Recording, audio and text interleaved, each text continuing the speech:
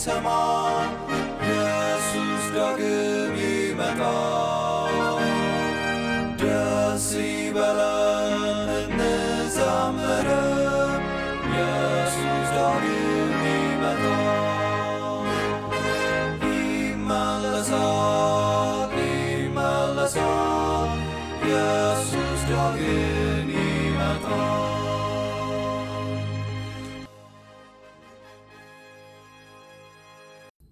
ውድ የጌታ ወገኖች በተለያየ ቦታ ሆናችሁ ይህንን ፕሮግራማችንን የምትከታተሉ ሁሉ የእግዚአብሔርን ጸጋና ሰላም እየተመኘውላችሁ ሁላችሁንም እንኳን ወደዚህ ወደ 21 ቀን የጾም ጸሎት ፕሮግራማችን በሰላም መጣችሁ የምላችሁ እህታችሁ ውብገነት ቦጋለ ነኝ ከዚህ ከኤድመንተን ካናዳ።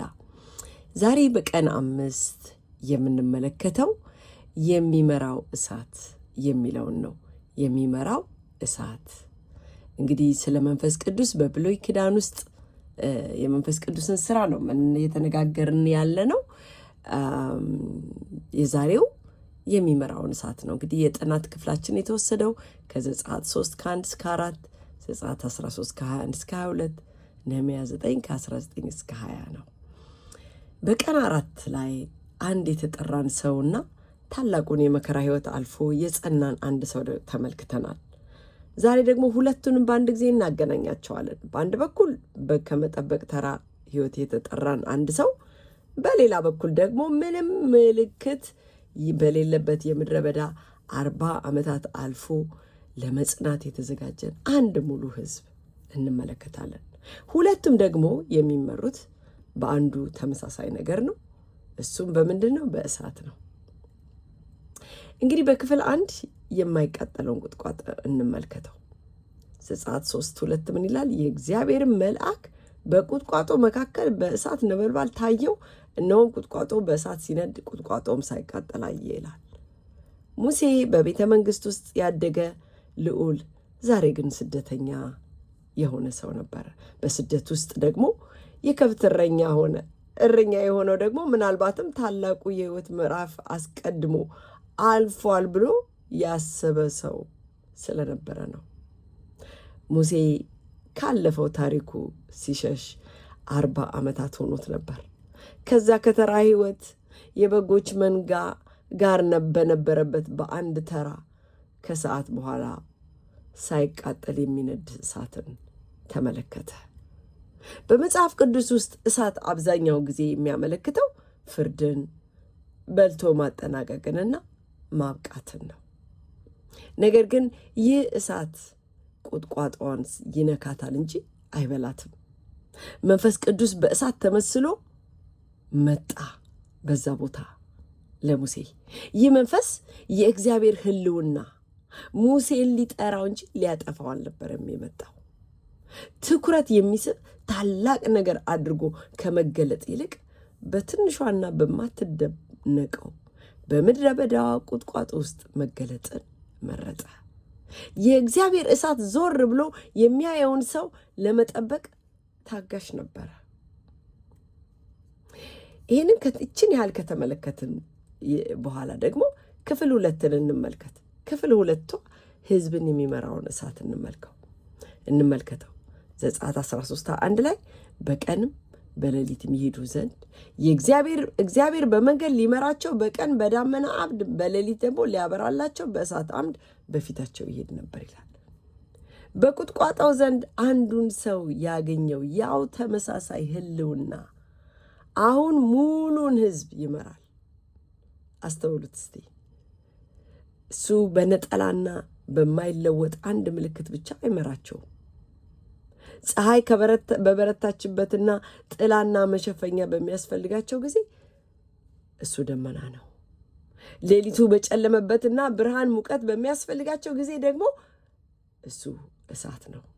የህልውናው መልክ በዚያ ቅጽበት ከሚያስፈልገው ነገር ጋር ይለዋወጣል።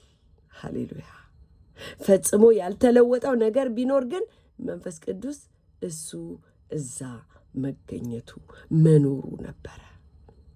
የሚታይ ቅርብ የሆነ በፊታቸው የሚሄድ ፈጽሞ ወደኋላ የማይቀር ፈጽሞ የማይለይ ነበረ። ከዘመናት በኋላ ነህምያ ወደዚህ ያንኑ ምድረ በዳ መለስ ብሎ በመመልከት ያ ደመና እና እሳት ማን እንደነበሩ በግልጽ ይናገራል። ነህምያ 9:22 ላይ ታስተምራቸውም ዘንድ መልካሙን መንፈስን ሰጠሃቸው፣ መናንም ከአፋቸው አልከለከልክም፣ ለጥፋታቸውም ውሃን ሰጠሃቸው ይላል። ሃሌሉያ! ይህን በጥንቃቄ እናንብበው ወገኖቼ። አምዱ እግዚአብሔርን ወክሎ የቆመ ምሳሌያዊ ምልክት ብቻ አልነበረም። ነህምያ በግልጽ መንፈስ ብሎ ይጠራዋል። ምንም ካርታ በሌለበት ምድረ በዳ ውስጥ ሙሉውን ሕዝብ በፊታቸው እየቀደመ የሚያስተምር የሚመግብ የእግዚአብሔር የራሱ ሕልውና መንፈስ ይለዋል። ታዲያ ወገኖቼ ይሄንን ወደ ሕይወታችን ስናመጣው የዛሬው መልእክት ሁለቱም ክፍሎች የማይቀጠለው ቁጥቋጦና ሕዝቡን የሚመራው እሳት ለእኔና ለእናንተ የሚናገረው ነገር ይህ ነው። ምናልባት እንደ ሙሴ ከተራ ሕይወት ባልጠየቅነው ነገር ውስጥ እንደተጠራን ቢሰማንም ወይንም ደግሞ እንደ ሙሉ የእስራኤል ሕዝብ ባልመረጠውና ማብቂያውን ማየት ባልቻለበት ምድረ በዳ ውስጥ ለመኖር እየታገልን ቢሆን በቁጥቋጦው ዘንድ አንዱን ሰው ያገኘው ያው ተመሳሳይ መንፈስ፣ የእግዚአብሔር መንፈስ፣ የእግዚአብሔር ሕልውና አሁንም በፊታችን ባለው አዲስ ዘመን በዚህ ወቅት የሚያስፈልገን በትክክል ለመሙላት መልኩን እየቀያየረ እየቀደመ በምድረ በዳችን ጊዜ ጥላ፣ ጨለማውን በፈራን ጊዜ ብርሃን እየሆነ ይመራናል። ፈጽሞ ከጀርባችን አይሆንም ወገኖቼ። ፈጽሞ ባለንበት ሁኔታ ምንም የማይለይ መንፈስ ቅዱስ የእግዚአብሔር ሕልውና ነው ወገኖቼ። አዲስ የትምህርት ዘመን ደግሞም በኢትዮጵያ አቆጣጠር ደግሞ አዲስ ዓመት፣ አሮጌው አልፎ አዲስ ዓመት ሲተካ ሁለቱም ገና ሙሉውን መንገድ ማየት የማንችል እንደ ምድረ በዳ ሊሰማን ይችላል። ሙሉውን መንገድ እንድናይ ፈጽሞ አልተጠየቅንም። የተጠየቅነው ወይም የሚጠየቅብን ዛሬ ማታ የምትችለውን ያህል ብቻ እሳቱን እንድንከተል ብቻ ነው።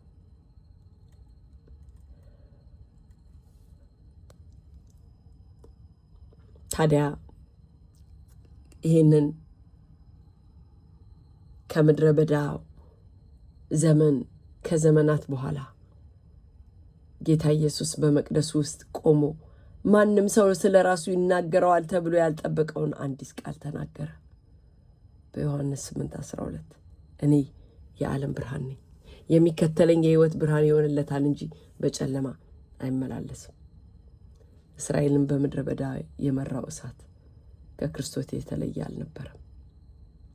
በመጣ ጊዜ ሕዝቡ እንዲለዩት ያዘጋጃቸው ነበር፣ እንዲለዩለት። ያው መንፈስ የመንፈስ ቅዱስ እሳት በዘጸአት መጽሐፍ ውስጥ ብቻ የተቆለፈ አይደለም። ያ መንፈስ አሁንም በእኔና በእናንተ ፊት ይቀድማል። የሚያስፈልገንን ለመሙላት አሁንም መልኩን ይቀይራል። በራሳችን መንገድ እንድናልፍ፣ በራሳችን መንገድ እንድንጓዝ ብቻችንን አይተወንም ወገኖቼ። ሃሌሉያ። ታዲያ ዛሬ ከጸሎት አጋራችሁ ጋር የምትወያዩበት የምታሰላስሉት ነገር ቢኖር አንደኛ አሁን በሕይወታችሁ ውስጥ ግልጽ ካርታ ወይም የጊዜ ሰሌዳ እንደሌለው ምድረ በዳ ሆኖ የሚሰማችሁ ቦታ የትኛው ነው? ሁለተኛ የእግዚአብሔር ሕልውና በቅርብ ጊዜ ባልጠበቃችሁት መልክ ተገልጦላችሁ ያውቃል? ከግሩም እሳት ይልቅ በጸጥተኛው ደመና ወይም በተቃራኒው? ሶስተኛ በዚህ ሳምንት ሙሉውን መንገድ ለማየት ከመጨነቅ ይልቅ በአሁኑ ወቅት ማየት የምንችለውን ያህል ብቻ እሳቱን መከተል ምን ይመስላል? እግዚአብሔር አምላክ ይርዳን። እንጸልይ።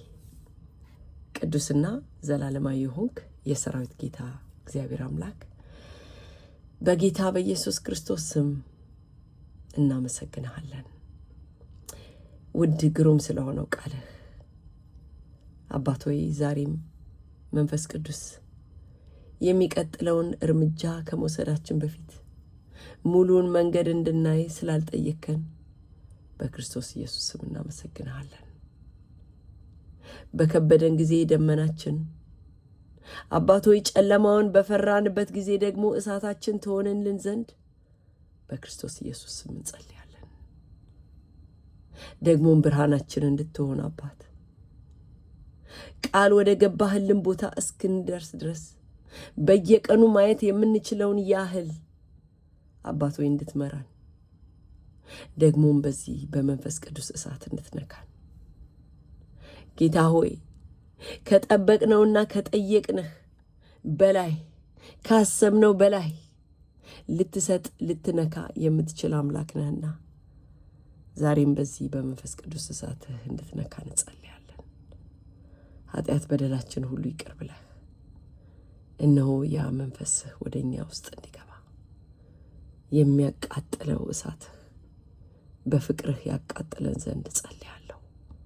ክብር ሁሉ ላንተ ይሁን በጌታ በኢየሱስ አሜን።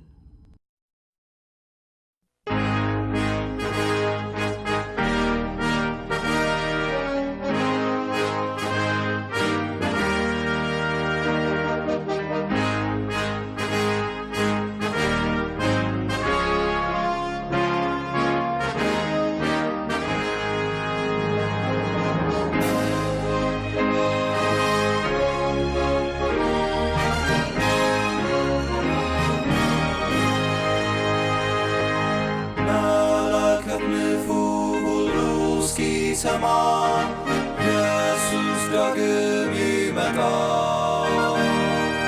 ደስ ይበለን እንዘምር፣ ኢየሱስ ዳግም ይመጣል።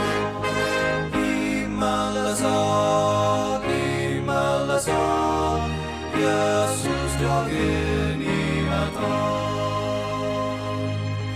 ተራሮቹ ኢየሱስ ዳግም ይመጣል። ኢየሱስ ይመጣል በክብር ዙፋን፣ ኢየሱስ ዳግም ይመጣል። ይመለሳል ይመለሳል፣ ኢየሱስ ዳግም ይመጣል። ፍጥረቱ ሁሉ ይናገረናል፣ ኢየሱስ ዳግም ይመጣል። እስከ ባህር ዳር ሁሉ ያየዋል፣ ኢየሱስ ዳግም ይመጣል። ይመለሳል ይመለሳል፣ ኢየሱስ ዳግም ይመጣል። የምድር መናወጥ ለሰዎች ይላል፣ ኢየሱስ ዳግም ይመጣል። አውሎ ነፋስም ያስታውቀናል፣ ኢየሱስ ዳግም ይመጣል። ይመለሳል ይመለሳል፣ ኢየሱስ ዳግም ይመጣል። ሕዝብም ይቆጣል በዚህ ይታወቃል፣ ኢየሱስ ዳግም ይመጣል። ሕዝብ ይራወጣል እውቀት ይበዛል፣ ኢየሱስ ዳግም ይመጣል።